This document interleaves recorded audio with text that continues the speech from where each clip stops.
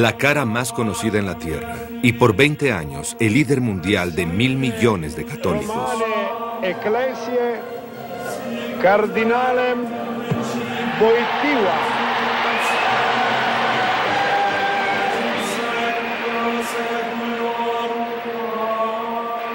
Cuando Karol Wojtyła tomó control de su rebaño, la Iglesia Católica, junto con las otras ramas católicas, estaban la mayoría en declive. Pero el primer papa polaco del mundo sintió que él era un hombre con destino, no solo para ocupar el sitio más alto, sino llamado por Dios para cambiar el curso de la Iglesia y el mundo en el cual vivía. Un hombre que había llegado a ser actor, poeta, actor de teatro, filósofo y sobre todo sacerdote, y conjuntados todos estos caracteres para hacer el más grande papel de su vida, ser el pontífice.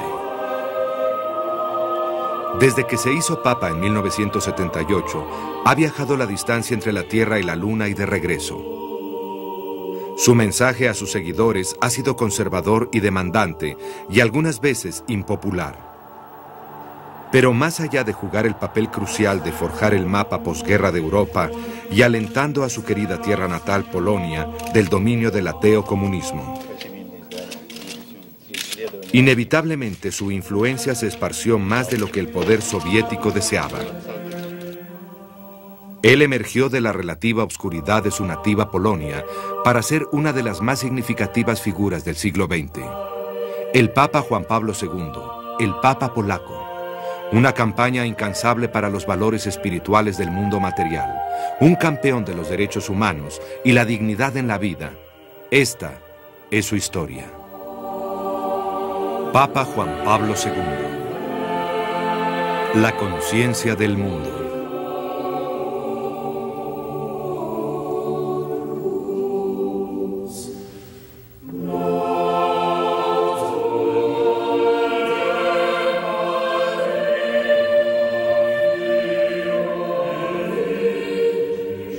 Independientemente de sus viajes por todo el mundo después de 20 años en Roma, el Papa sigue siendo un hijo de Polonia. Él piensa en polaco, escribe la mayoría de sus discursos en polaco e inevitablemente ve al mundo desde una perspectiva polaca.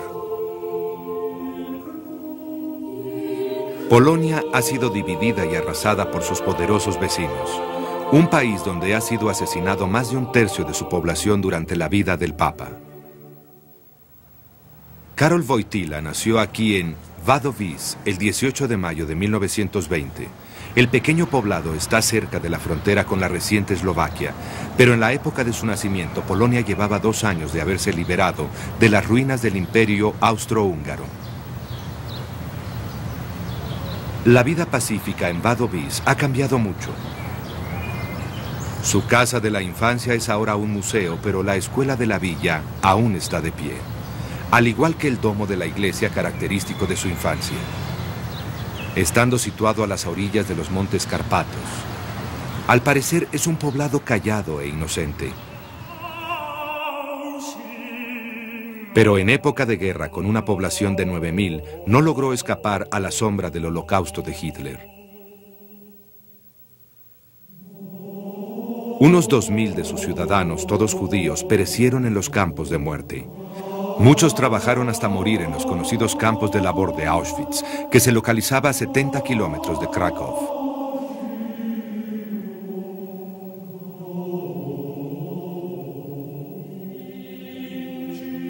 Algunos han dicho que la devoción del Papa a la Virgen María podría deberse a la falta de su madre, que sin duda sufrió.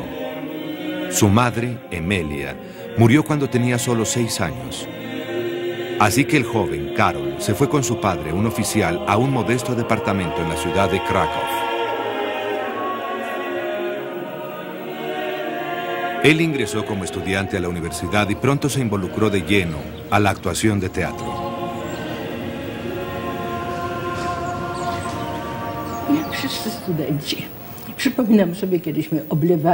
A la edad de 18 años se fue a estudiar el idioma polaco a la antigua Universidad de Jagiellonian y se dedicó con entusiasmo a la vida estudiantil.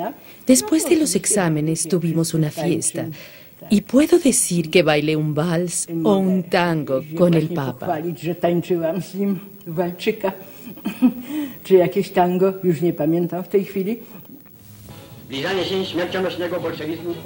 Pero de nuevo conoció la tragedia personal.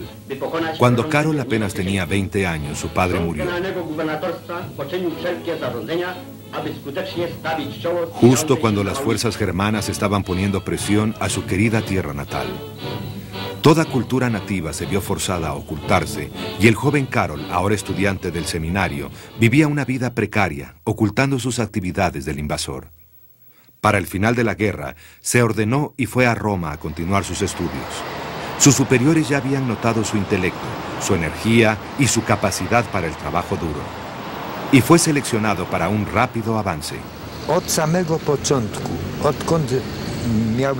Terminó sus estudios rápido, 6 meses antes de los demás, y pronto estuvo en camino a Roma. Tenía una fuerte vocación, gran fe y tenía gran energía para los deportes y ejercicio. Y sobre todo, un don como sacerdote. Budził podziw ze względu na jego sumienność. Y lo nunca visto, a la edad de 38 años, fue designado el más joven obispo de Polonia. Su fuerza, su espiritualidad y su resistencia intelectual inspiró su rápido avance. Fue seguramente destinado a ser cardenal y un gran líder para su gente.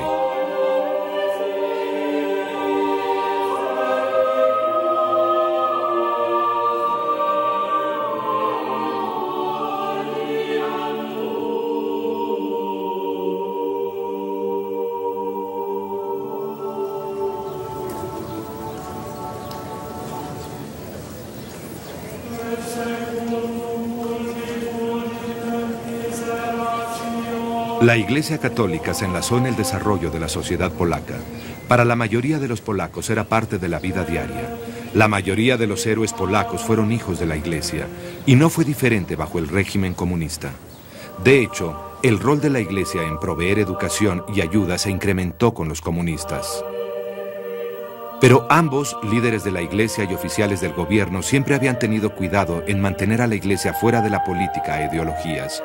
Aún en los días más oscuros del país, la Iglesia solo podría existir previniendo que sus líderes no incitaran ataques al sistema. El joven obispo Wojtyła estaba muy al tanto de la sensible relación. Él siempre tuvo cuidado de evitar una confrontación directa con las autoridades. Pero como autor talentoso y con experiencia, pudo extender su influencia a través de sus escritos, evitando contacto con la censura.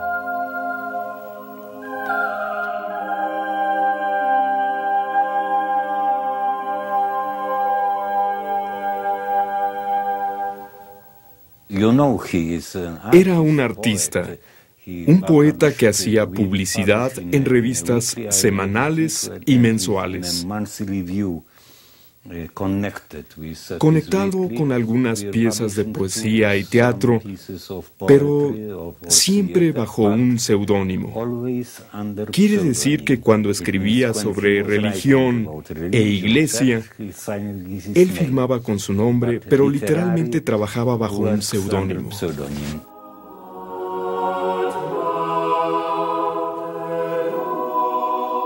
Polonia durante los años 60 y 70 estaba firmemente bajo las autoridades soviéticas y Moscú. La crítica no era tolerada, no había democracia. Así que la mayor parte de la vida del Papa era un testigo de todas las invasiones, persecuciones y asesinatos que se ocasionaban por los constantes cambios en las fronteras de Europa del Este. Grandes secciones de la economía polaca estaban directamente ligadas a las necesidades polacas como los puertos marinos de Gdansk. Aquí, al igual que en toda Polonia, las reglas de Estado se sentían lado a lado con la diaria presencia de la Iglesia.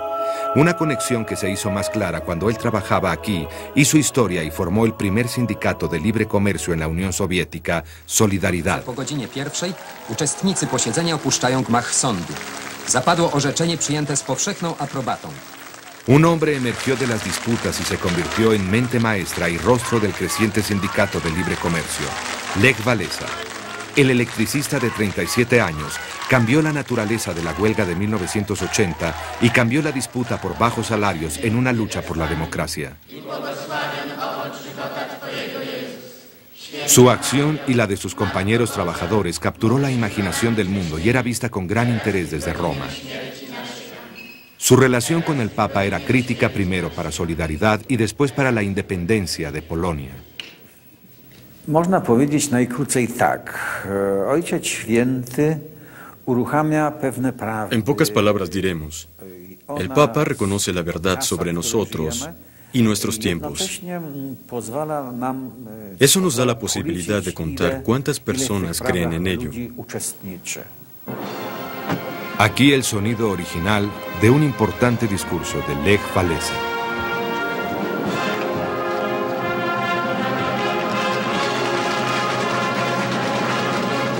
Faktem jest, że stoimy, według mnie i chyba według Państwa, na dwóch skrajnych biegunach.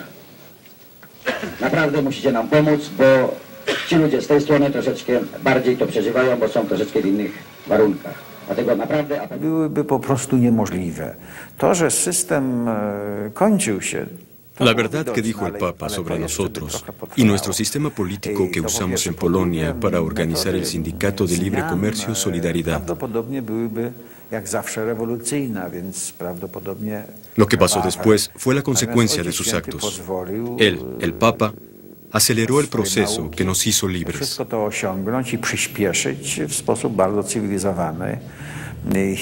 Bo inaczej być po prostu nie mogło.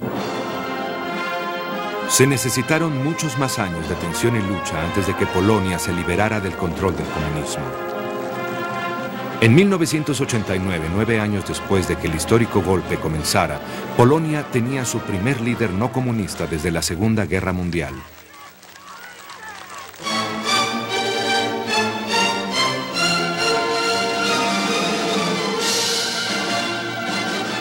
Pero para la gente común de Polonia, las visitas del Papa también han sido un continuo recurso de aliento y fuerza. Jesienią 1978 roku jako kardynał Karol Wojtyła.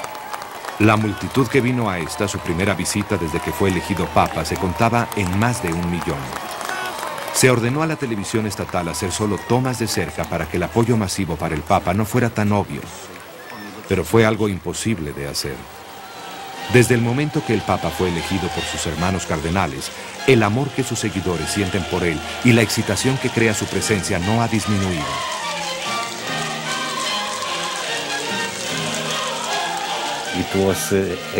Fue una explosión de felicidad.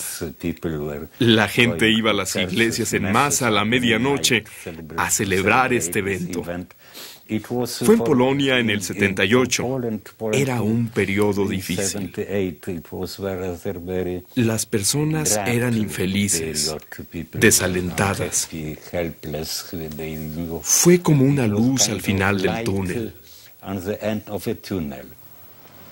El sentimiento que se tiene y la afección de sus seguidores puede ser resumido por el sacerdote de la parroquia del pequeño poblado, ahora famoso por ser el lugar de nacimiento del Papa polaco. El Papa tiene una rica personalidad. El hecho de que este hombre fuera el Papa y pudiera representarnos y ayudarnos a aceptar nuestra identidad nacional.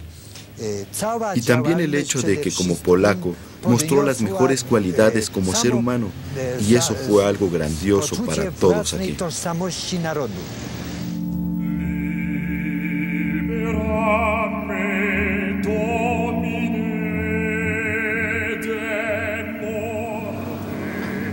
Una tarde del miércoles 13 de mayo de 1981, el Papa era conducido alrededor de la plaza de San Pedro para saludar a la audiencia.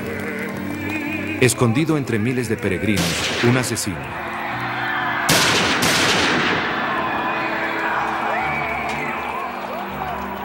Ali Ahka hizo 3 disparos a corta distancia, casi mata al pontífice.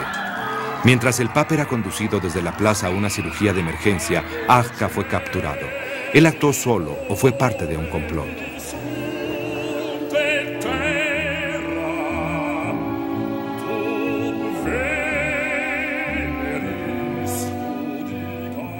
El Papa públicamente perdonó a Ahka, visitándolo en su celda. Pero los rumores persistieron de que el joven turco era un asesino contratado, trabajando para el servicio secreto soviético, la KGB. De acuerdo a Agca, el gobierno búlgaro, trabajando con agentes de Moscú, lo contrataron a través de la mafia turca. Después de dispararle al Papa, debería dirigirse a la embajada donde un turco lo esperaría para llevarlo a su país. Todo parecía muy ficticio, pero la embajada búlgara en realidad sí tenía a un turco esperando ese día, que estaba especialmente preparado para salir del país sin revisiones en las fronteras.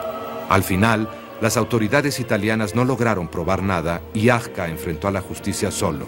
Él fue encarcelado de por vida.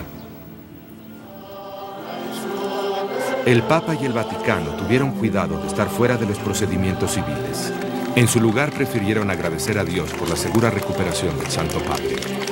Pero el hecho de que alguien lo quería muerto parecía enfatizar el hecho de lo que él representaba, algo nuevo y poderoso en el mundo. Por su parte, el Papa nunca dudó que él estaba protegido por la Madre de Cristo, la Virgen María. Él siempre ha tenido una especial devoción a María y en particular a aquellos que se cree que estuvieron cerca de ella. Su primer acto al recobrarse completamente por los efectos del intento de asesinato fue dar gracias a su protectora especial. Hizo un peregrinaje a Fátima, el pequeño poblado en Portugal, donde se dice que la Madre de Cristo se apareció a 3 niños en mayo de 1917, en el 13 de dicho mes. El atentado a su vida se dio en el aniversario de la milagrosa visión. En la corona, en la cabeza de la estatua, entre el oro, las perlas y las piedras preciosas, está la bala que los cirujanos extrajeron del Papa, la bala del arma de Ali Agca.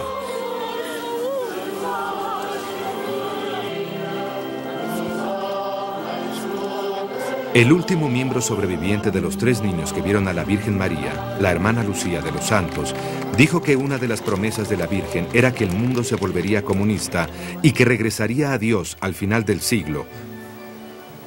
Para 1990, el Vaticano ha restaurado sus relaciones diplomáticas con Moscú y el Papa comenzó una relación especial con el líder soviético Mikhail Gorbachev. Una relación que cambiaría la faz de la Tierra.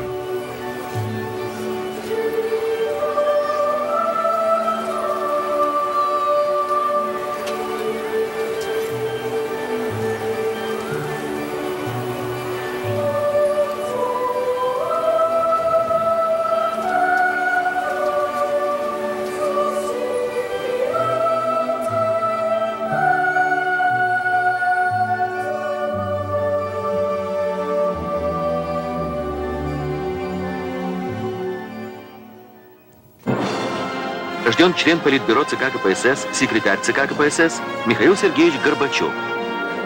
Товарищ Горбачев сказал, что он и впредь, не жалея сил, будет трудиться на том участке, который поручен ему Политбюро. Cuando Mikhail Gorbachev tomó el control del Kremlin a los 54 años, fue el más joven secretario general del Partido Soviético Comunista que haya habido. Y llegó al poder en el momento más crítico de la historia soviética. Мы провожаем последний путь Константина Устиновича Черненко. Él tenía reputación de hombre, al igual de bien educado y de amplio criterio que llevaba prisa. Él estaba bien enterado de los problemas del sistema soviético y sabía que no sobreviviría demasiado, siendo que él sabía que ya no podría costear la lucha de la Guerra Fría con la administración de Ronald Reagan. El costo de mantener un masivo arsenal nuclear más la llamada iniciativa de la Guerra de las Galaxias habían presionado los costos más allá de la débil economía soviética. Rápidamente aprendió a hablar con su archienemigo Ronald Reagan y de cómo hacer negocios con el oeste, pero tenía que comerciar con cuidado. Si él iba a abrir su país, debía asegurarse que la otra superpotencia comunista en el mundo, China, no se alarmara por sus reformas políticas. Así que en mayo de 1989, Gorbachev visitó al líder supremo de China, Deng Xiaoping, y le aseguró que la póliza soviética de la perestroika o apertura no sería una amenaza a Beijing. Y más tarde en ese año, Gorbachev hizo otro viaje histórico, esta vez al Vaticano. Oficiales de ambos lados se han mantenido tras el escenario ocupados desde que Gorbachev tomó el poder. Han intentado establecer áreas donde la Iglesia de Roma podría jugar un papel en la sociedad soviética sin molestar a la Iglesia Ortodoxa rusa. Cuando el líder soviético conoció al Papa, no había duda en su mente que eso sería tan significativo como conocer a cualquiera de sus rivales superpotencias. En ese tiempo, le remarcó a sus ayudantes lo similar de los palacios y corredores del Vaticano a los de su edificio del Kremlin en Moscú. Pero eran mucho más que solo similitudes, compartían unas raíces étnicas similares. Los dos eslavos nos conocimos. Fuimos a su habitación. Nos sentamos alrededor de su escritorio y comenzamos a charlar. Él intentó escribir y hablar en ruso. Llegó a los puntos principales en corto tiempo, que no fue más de 10 o 15 minutos. Después llamamos a un intérprete y continuamos con un amplio rango de discusiones donde ambos abarcamos temas serios. Los dos hombres descubrieron rápidamente que compartían una visión común de libertad individual y derechos humanos y que las viejas formas de represión y confrontación tenían que ser reemplazadas. Compartimos visiones de libertad similares y derechos humanos, que necesitamos nuevas pólizas y alejarnos de la amenaza nuclear. Esto nos acercó aún más y esta amistad continúa. De hecho, aún estamos en contacto ahora.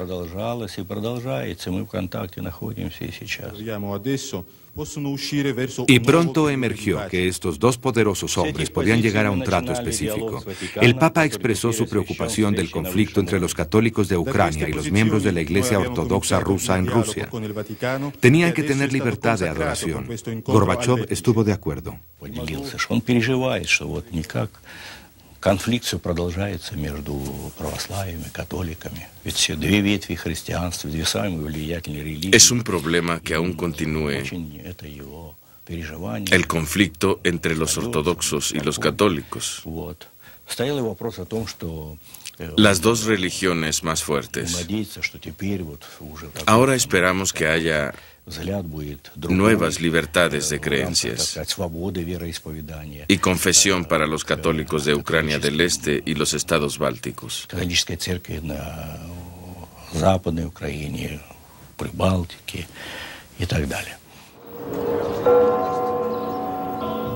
Gorbachov introdujo la ley de libertad de religión, la primera desde la revolución de 1917. Los católicos eran libres de adorar y reabrieron sus iglesias y escuelas. A cambio, la Iglesia Católica reforzaría los servicios de Estado social, en especial el cuidado de los pobres, los enfermos y ancianos. Pero antes de que estos programas fueran puestos en práctica, los oponentes de Gorbachov lo abrumaron.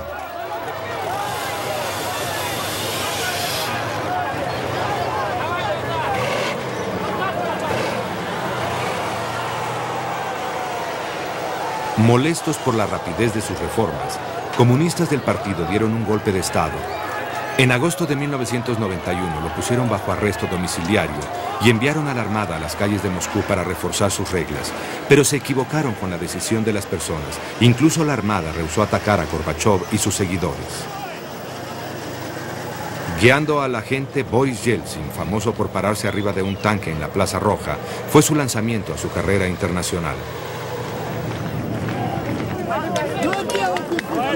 Держаться твердо. Не пройдет реакция. Реакция не пройдет. Como sea, la carrera de Gorbachov había terminado. Para el final del año renunció como secretario general de la Unión Soviética, pero aún está en contacto con el Papa. Nos vemos y correspondemos más frecuentemente desde que terminé con mis deberes. Nuestra relación no se ha debilitado, es más fuerte. Y no tiene duda de que Juan Pablo ocupa un lugar en la historia del siglo XX.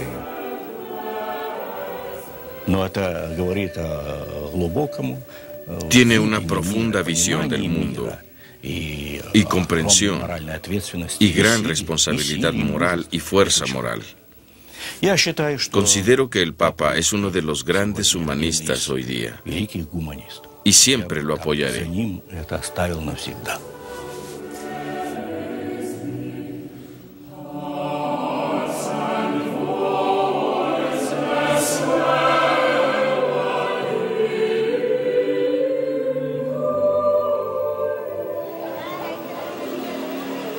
Cuando el Papa se dirigió a Cuba en 1998, era como concluir un asunto pendiente, visitar uno de los últimos bastiones del comunismo antiguo que quedaba en el mundo. En la isla, las personas esperaron que abriera un nuevo capítulo en sus vidas. Pero historiadores de los 20 años del pontificado sabían que él esperaría una real concesión del régimen de Castro. Los planes detallados para este viaje comenzaron hace más de 2 años. En el tiempo en que Fidel Castro fue a Roma para una audiencia privada con el Papa en enero de 1997, las negociaciones ya estaban arregladas para el itinerario y los límites de lo que cada lado podría decir en busca de diferentes metas. Ni el Papa ni sus consejeros tenían alguna idea de cómo sería bienvenido en esta época en la historia de Cuba. Así que para el tiempo en que el Papa estaba en camino, todo detalle ya había sido arreglado. Nada había quedado al azar. Pero aún así, nadie estaba completamente seguro de qué pasaría. La religión había sido tolerada oficialmente en Cuba desde 1992, cuando el gobierno levantó la prohibición de cualquier forma de adoración organizada. Pero desde el tiempo de la Revolución, casi 4 décadas antes, cristianos y católicos en particular habían preservado su fe escondiéndose. Aún ahora, muchos católicos son aprensivos respecto a su reencontrada libertad de adoración abierta. Había un sentimiento real de que una vez que el Santo Padre hubiera predicado aquí, ya no habría regreso a esos días de intolerancia.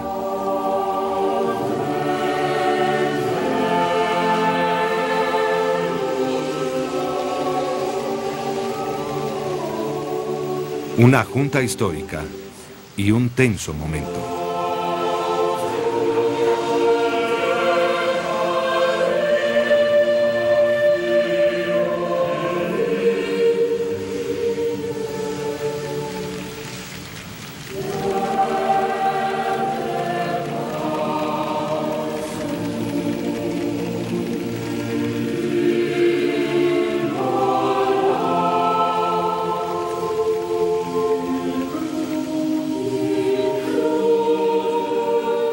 Para ambos líderes había mucho en juego. Para el Papa, la oportunidad de recordarle al mundo del poder y el potencial de la Iglesia de Roma para influenciar la faz de la tierra. Y para Castro, la oportunidad de apelar al mundo como líder razonable de personas decentes que estaban sufriendo lo innecesario. Ahora, al fin, después de intensas negociaciones, el dirigente de Roma estaba en suelo cubano.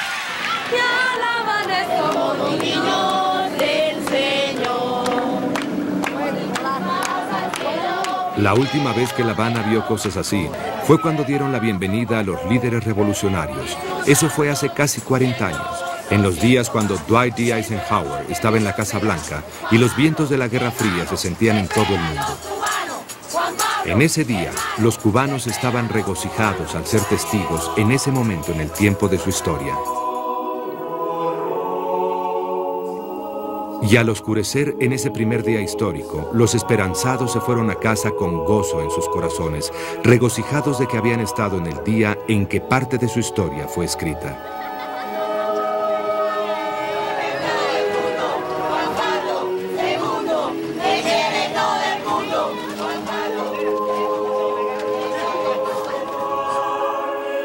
Pero solo el segundo día estaba claro de que esa visita cambiaría a Cuba para siempre.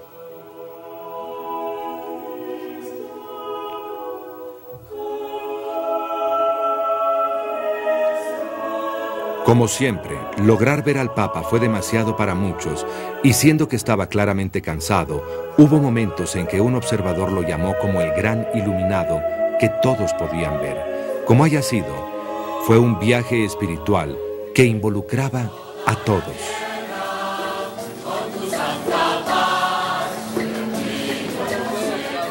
Después de la ceremonia de la misa, un momento muy especial. había sido mencionado como el momento más emotivo y conmovedor en los eventos del itinerario de Juan Pablo II, un encuentro con 100 leprosos y pacientes de SIDA. Causó muchas lágrimas y así se fue hasta el Vaticano este encuentro papal descrito como un mundo de sufrimiento.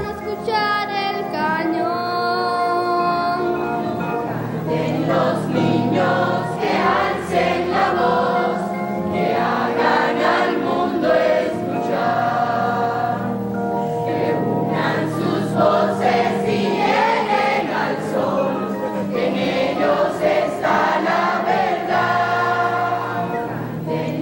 Pero también proporcionó al Santo Padre de otra plataforma para atacar a los derechos humanos en Cuba y apelar por la liberación de presos políticos. El sufrimiento no es solo de carácter físico, como puede ser la enfermedad. Existe también el sufrimiento del alma, como el que padecen los segregados, los perseguidos, los encarcelados por diversos delitos, o por razones de conciencia, por ideas pacíficas, aunque discordantes. Aliento a promover esfuerzos en vista de la reinserción social.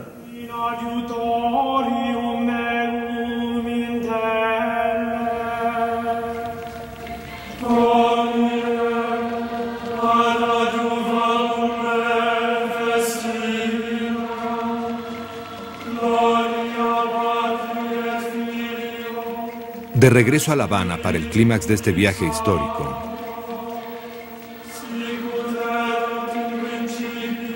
bajo la mirada fija de grandes retratos de Jesucristo y el Che Guevara, el Papa Juan Pablo II dio su esperada misa en la Plaza de la Revolución, en presencia del líder cubano Fidel Castro, y entre gritos y aplausos, el pontífice pidió libertad de religión y condenó el ateísmo de Estado. Durante la homilía, que fue interrumpida al menos 20 veces por la multitud entusiasta, el Papa llamó a la creación de una nueva sociedad para la isla comunista, una basada en la paz, justicia y libertad de religión. Yo no soy contrario a los aplausos, porque cuando aplauden, el Papa puede un poco reposar.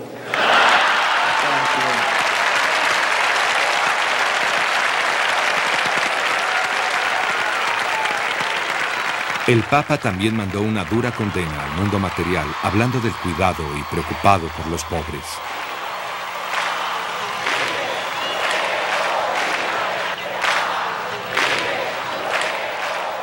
También hubo momentos cuando el Papa fue interrumpido de su discurso, mientras la multitud pedía libertad. Sí, libres con esa libertad a la cual Cristo nos ha liberado.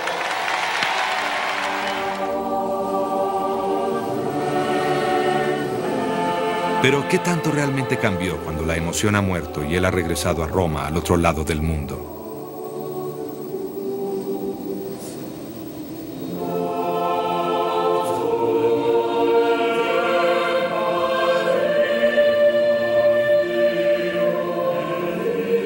En solo un mes, el primer fruto del trato emergió. 300 prisioneros políticos fueron liberados de las cárceles de Cuba.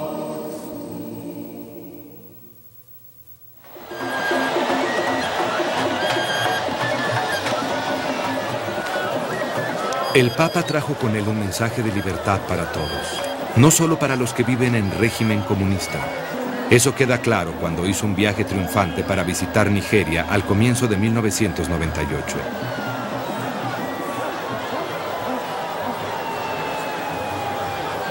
La mayoría nigeriana de 115 millones de personas son musulmanas, pero la población católica está creciendo y alcanza unos 20 millones. La democracia ha sido suspendida por las armas. Las personas viven bajo una dictadura militar. Mientras se detuvo para atacar a su anfitrión nombrándolo Juan Pablo no perdió tiempo en pedir por los derechos y la promoción de la justicia. Aún así, la visita del pontífice fue puramente pastoral, y el gobierno de Nigeria lo trató como una visita de Estado. El Papa llegó a Nigeria para crear a un santo, el primer monje de África Oriental en recibir ese honor. Se dice que una joven que moría de cáncer fue a tocar el ataúd del padre Iwene Tansi y fue curada. Muchos de los que fueron a esa misa abierta del Papa no eran católicos. Durante el sermón, el Papa envió un mensaje de paz y reconciliación. La reconciliación necesariamente involucra solidaridad. El hecho de solidaridad es la paz. Y el fruto de la paz es el gozo, unidad, valores, cooperación y desarrollo de la sociedad. Verdad y justicia en la vida de una nación. Mucho de esto está en el brillante futuro de Nigeria. Y el Dios de la paz estará siempre con ustedes. Amén.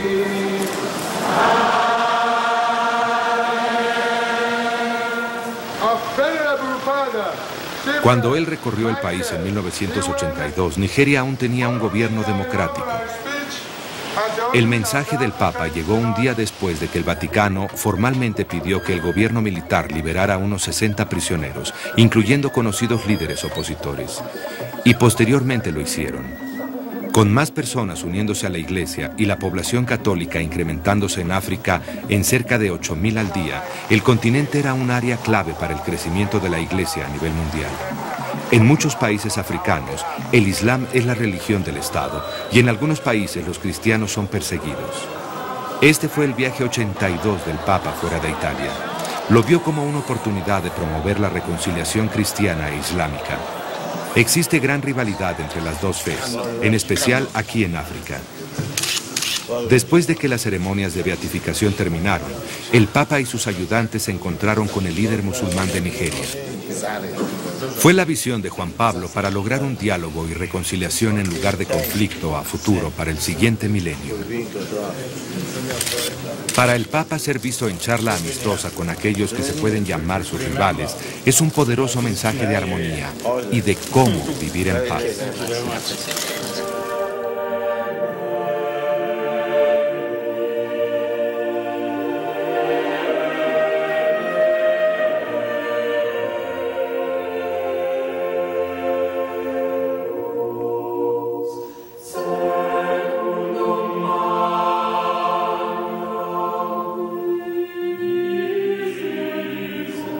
En diciembre de 1997, el Papa ordenó obispos de Norte y Suramérica para concentrarse en temas especiales que afectan a ambos continentes.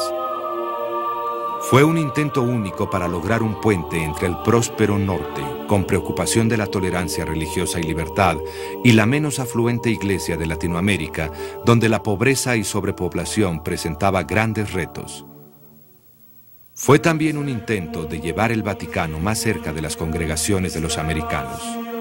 Estos obispos representan más de la mitad de católicos del mundo, unos 500 millones o más.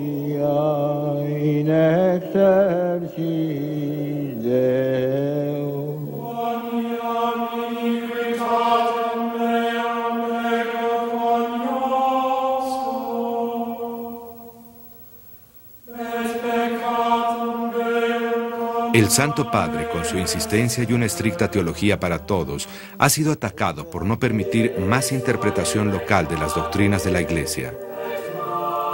Muchos americanos católicos simplemente no comprenden de el por qué el debate y la discusión molesta tanto a Roma.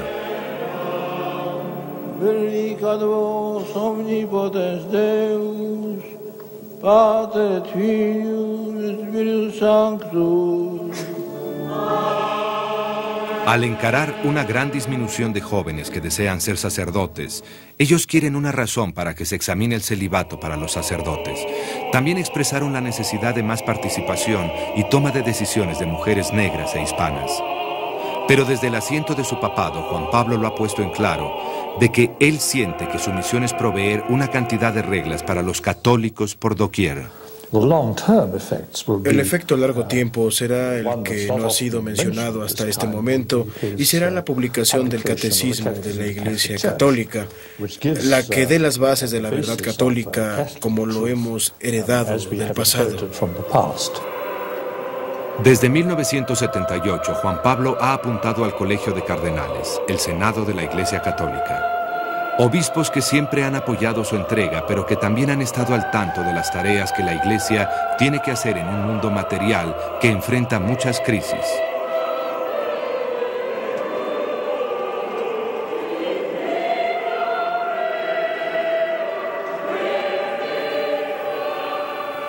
En ese contexto, hablamos no solo de conversión personal, de conversión individual de personas, pero también de la conversión económica y estructuras sociales que han hecho una brecha entre el rico y el pobre.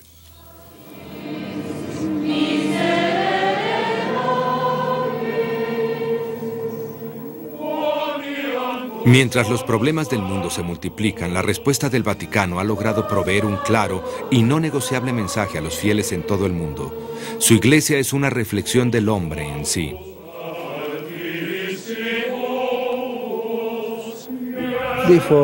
Antes quizá era muy fuerte, era más joven. Y esa grandeza, esa clase de aura. Pero ahora él sufre por sus enfermedades.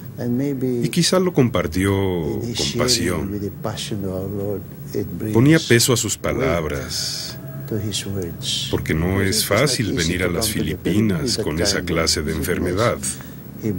Se rompió una pierna y aún así se hizo más fuerte. Él habló con los jóvenes de Santo Tomás.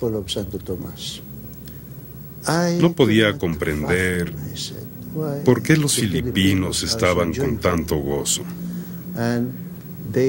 Me contagiaron los obispos y los cardenales con su gozo y su felicidad.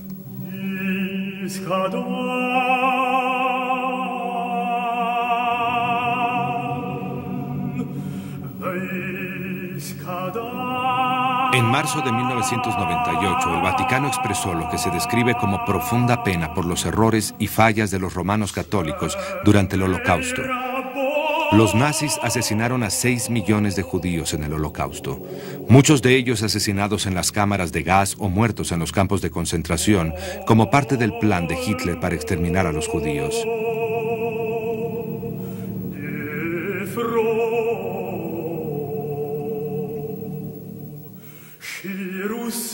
Desde la guerra, muchas personas criticaron a la Iglesia Católica por no hacer lo suficiente para prevenir los asesinatos. El Vaticano, dado a un tratado firmado con el gobierno italiano fascista durante la guerra, quedó fuera de la guerra. Pero la Iglesia gradualmente ha aceptado referirse a sus acciones durante esos años. Algunos críticos dicen que el Papa Pío XII, que fue el pontífice durante la época nazi, falló para intervenir y detener la persecución de los judíos. Es un tema complejo y sensitivo, y en 1987 el Papa Juan Pablo II comisionó una investigación especial. El resultado produjo un paso mayor hacia la reconciliación entre las dos creencias.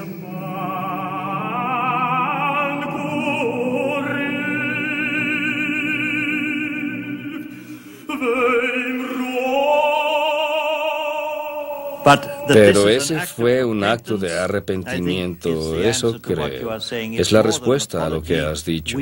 Es más que una disculpa. Siento que necesitamos arrepentirnos no solo por lo que hayamos hecho individualmente, pero también por aquellos miembros de nuestra Iglesia que fallaron en ese asunto. El vocero del Papa, Joaquín Navarro Valls, dijo que los documentos que seguían el deseo personal del Papa serían investigados. Hay ciertas responsabilidades para algunos católicos y podrían incluirse aquí.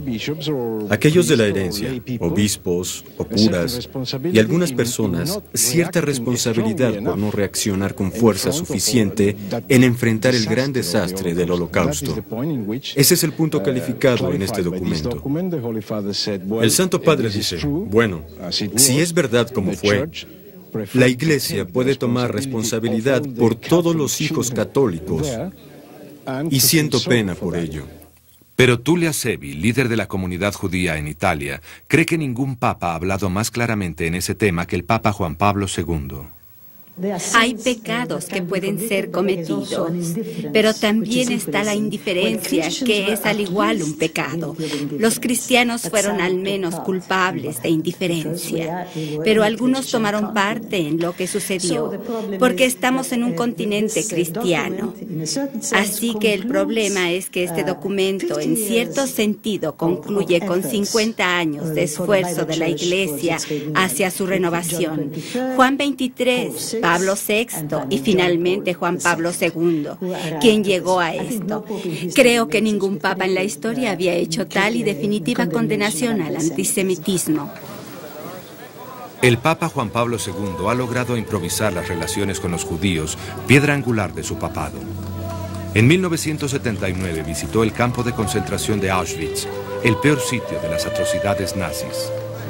Y en 1986 hizo una visita histórica a la comunidad judía en Roma.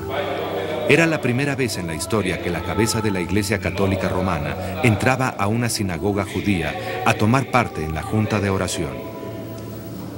Y la junta entre el Papa y el jefe rabino Toav, el líder más alto de los italianos, fue obviamente cálida y genuina. La relación de la Iglesia Católica con los judíos no es algo de lo que se enorgullezca el Papa. En muchas ciudades europeas católicas, incluyendo Roma, los judíos fueron forzados a vivir en guetos. La palabra gueto en sí es una palabra italiana. La sinagoga en Roma está a menos de 2 kilómetros del Palacio Papal. El Santo Padre se refiere a las personas judías como su hermano mayor. Y con esa frase firma el fin a las palabras expresadas en la liturgia católica hacia las personas que primero negaron que Cristo era el Mesías y después lo condenaron frente a Pilatos, que así ordenó crucificar a Jesús. Al igual que tantas acciones de este Papa, y simplemente una, pero llena de un significado simbólico. Y de regreso en su tierra natal, el trabajo de reparar los errores sufridos por la comunidad judía en Polonia está en camino. Muchos miles de judíos murieron o fueron expulsados de sus hogares en Polonia. En Krakow, el Papa formó la arquidiócesis, trabajo dirigido a rescatar los restos históricos de las comunidades judías y de regresar a las personas judías su derecho a un lugar en la sociedad polaca. Es otro ejemplo de la determinación de Juan Pablo para construir una tierra común entre las dos grandes religiones, trabajar juntos para combatir a un creciente mundo material.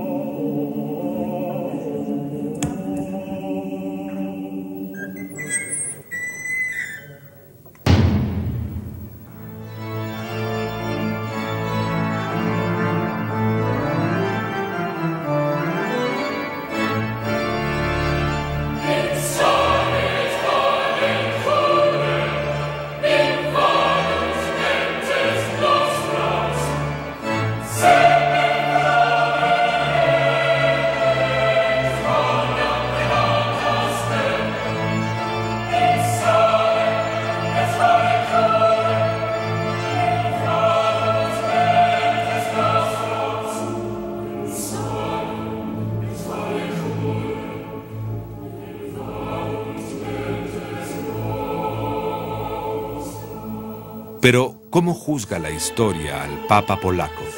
La más positiva fuerza de este remarcable hombre, que seguro ha sido la mayor presencia en Roma de los tiempos modernos en política internacional.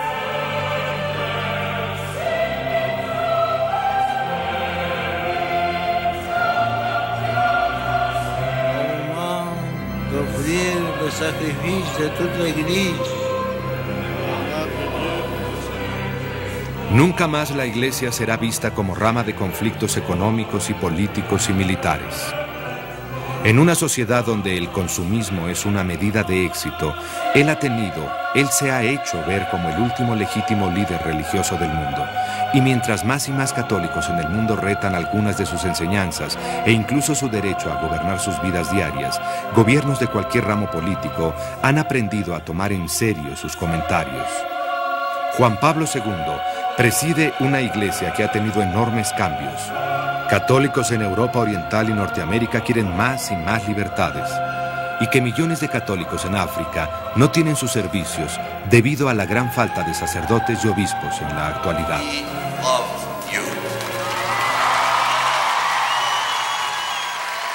En Latinoamérica, donde más de la mitad de los 1.000 millones de católicos viven, la Iglesia está atrapada en una lucha por la democracia mientras intenta estar fuera de la política. Estos enormes retos sombrean el horizonte mientras el milenio se aproxima.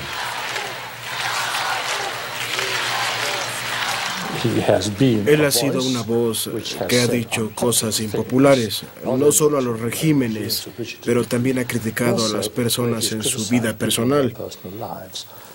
Así que yo creo que es un hombre de grandes principios, un hombre de una gran fe. Y yo creo que cualquiera que lo haya escuchado, ya sea en público o sentado con él en privado, entienden que están en presencia de un impresionante hombre de Dios. Y si juzgan la grandeza por la que el hombre ha reaccionado a lo que Dios lo ha llamado a hacer, él es un gran hombre. Descrito por un observador como el político de Dios, y a pesar de algunos fieles que lo han conocido y dicen que es nada menos que un santo, el reinado del Papa Juan Pablo II, la conciencia del mundo, ha sido uno de los grandes puntos en la historia humana. La Iglesia de Roma y el mundo en sí han sido gratamente cambiados por este hombre.